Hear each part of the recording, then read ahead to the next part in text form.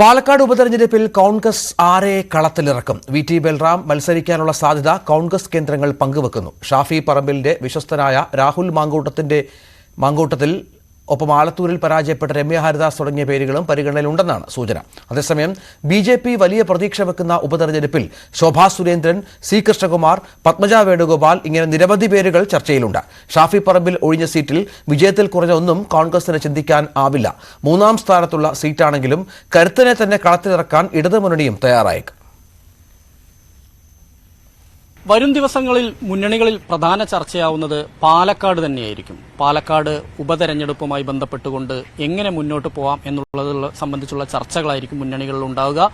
ഇതിൽ U D എഫിൽ പ്രധാനമായും വി.ടി. ബൽറാമിന്റെയും രാഹുൽ മാങ്കൂട്ടത്തിന്റെയും എല്ലാം തന്നെ പേരുകളാണ് സ്ഥാനാർത്ഥി പട്ടികയിൽ വരിക. എന്തായാലും അതിന്റെ ഒരു സാധ്യത എന്തായാലും വരും ദിവസങ്ങളിൽ അത് പരിശോധിക്കും. UDF അത് പരിശോധിക്കാൻ തന്നെയാണ് തീരുമാനം. മറ്റൊന്ന് ബി.ജെ.പിയാണ്. ബി.ജെ.പിക്ക് വലിയ സ്വാധീനമുള്ള ഒരു സ്ഥലം കൂടിയാണ് പാലക്കാട്. പ്രധാനമായും ശോഭാ സുരേന്ദ്രന്റെ പേര് പരിഗണനയിലുണ്ട്. ഒപ്പം തന്നെ നടൻ ഉണ്ണി മുകുന്ദന്റെ പേരും പരിഗണനയിലുണ്ട്. ഒപ്പം തന്നെ പത്മജിയുടെ പേരും കൂടി ഇവിടെ പറഞ്ഞു കേൾക്കുന്നുണ്ട്. ഇതിൽ ആരാണ് കൂടുതൽ ആളുകളെ സ്വാധീനിക്കാൻ കഴിയുക എന്നുള്ളത് നോക്കി തന്നെയായിരിക്കും സ്ഥാനാർത്ഥി നിർണയം ഉണ്ടാവുക.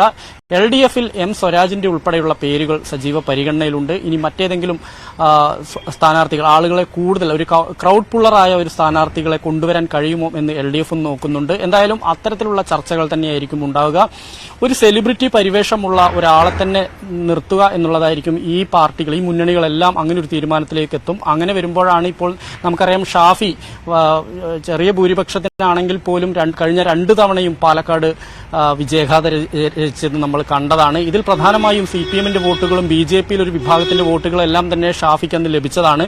പ്രധാനമായി കൽപ്പാത്തിയിലെ ഒരു ബ്രാഹ്മൺസിന്റെ ബെൽറ്റിൽ നിന്ന് അവിടെ വലിയൊരു സ്വാധീനം ഉണ്ടാക്കാൻ ഷാഫിക്ക് കഴിഞ്ഞിട്ടുണ്ട്. അതുകൊണ്ട് തന്നെ ഷാഫിക്ക് ശേഷം വരുന്ന ആൾക്ക് അങ്ങനെ ഒരു സ്വാധീനം ഉണ്ടാക്കാൻ കഴിയുമോ എന്നുള്ളതും UDF പരിശോധിക്കുന്നുണ്ട്. അങ്ങനെ വരികയാണെങ്കിൽ ഷാഫിയുമായി അടുത്ത ബന്ധം പുലർത്തുകയും ഷാഫിക്കൊപ്പം നിൽക്കുകയും ചെയ്യുന്ന രാഹുൽ മാങ്കൂട്ടത്തിന് തന്നെയാണ് പ്രഥമ പരിഗണന. ഒപ്പം തന്നെ വി.ടി.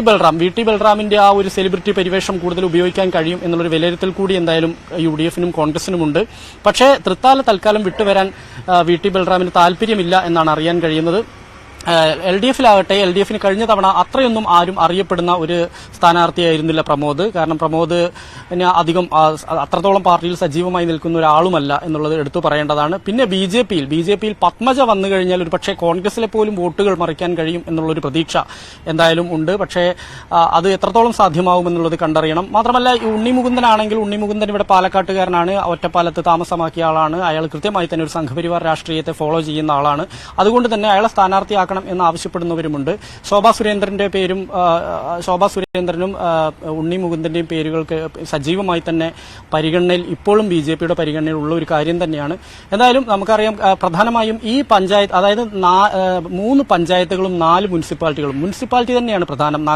നഗരത്തിൽ ബി.ജെ.പിക്ക് വലിയ സ്വാധീനമാണുള്ളത്. മുനിസിപ്പാലിറ്റി ഭരിക്കുന്നത് ബി.ജെ.പിയാണ്. പിന്നെയുള്ളത് കണ്ണാടി പഞ്ചായത്താണ്. കണ്ണാടി പഞ്ചായത്തിൽ മാത്രമാണ് LDF ഭരിക്കുന്നത്. പിരായിരിയിലും മാത്തൂരിലും ഈ 2 പഞ്ചായത്തുകൾ UDF-ന്റെ കയ്യിലാണ്. പ്രത്യേകിച്ച് പിരായിരി, ഇവിടെ മുസ്ലിം ന്യൂനപക്ഷങ്ങൾക്ക് വലിയ സ്വാധീനമുള്ള ഒരു സ്ഥലം കൂടിയാണ്. ഇതെല്ലാം പരിഗണിക്കുമ്പോൾ വിജയസാധ്യതയുണ്ട് എന്നുള്ള ഇപ്പോഴത്തെ ഈ ഒരു ട്രെൻഡ് കൂടെ വെച്ച് നോക്കുമ്പോൾ അടുത്ത 6 മാസത്തിനകം തെരഞ്ഞെടുപ്പ് നടത്തിയാൽ വിജയപ്രതീക്ഷയുണ്ട് എന്ന് തന്നെയാണ് UDF കേന്ദ്രങ്ങൾ പറയുന്നത്. പക്ഷേ ബി.ജെ.പിക്കാകട്ടെ വ്യക്തമായ സ്വാധീനമുള്ളത് കൊണ്ട് തന്നെ കഴിഞ്ഞ തവണ ഷാഫിക്ക് കിട്ടിയതുപോലെ ആയിരിക്കില്ല ഇനിയൊരു സ്ഥാനാർത്ഥിക്ക്. അതുകൊണ്ട് തന്നെ തങ്ങൾക്ക് പിടിയിലൊതുക്കാൻ കഴിയും എന്ന് ബി.ജെ.പി വിശ്വസിക്കുന്നു. എന്നാൽ 2 വിഭാഗത്തിന് അപ്പുറത്തേക്ക് LDF-ന് കുറച്ചുകൂടെ മികച്ച സ്ഥാനാർത്ഥിയും ജനപ്രീതിയുള്ള ഒരു സ്ഥാനാർത്ഥിയെ നിർത്തുകയാണെങ്കിൽ മണ്ഡലം ഈസിയായി കിട്ടും. ആ ഒരു ഇപ്പോഴത്തെ ഒരു സാഹചര്യമായിരിക്കില്ല അപ്പോഴെന്നും CPM-ഉം കരുതുന്നുണ്ട്. എന്തായാലും നമുക്ക് വരും ദിവസങ്ങളിൽ അതിന്റെ ചർച്ചകൾ തന്നെ ഉണ്ടാവും. അതിൽ ആരായിരിക്കും സ്ഥാനാർത്ഥി, എങ്ങനെയായിരിക്കും മത്സരം എന്നുള്ളത് സംബന്ധിച്ച് ഇനി 6 മാസക്കാലം അതിന്റെ ചർച്ചകൾ സജീവമായിരിക്കും.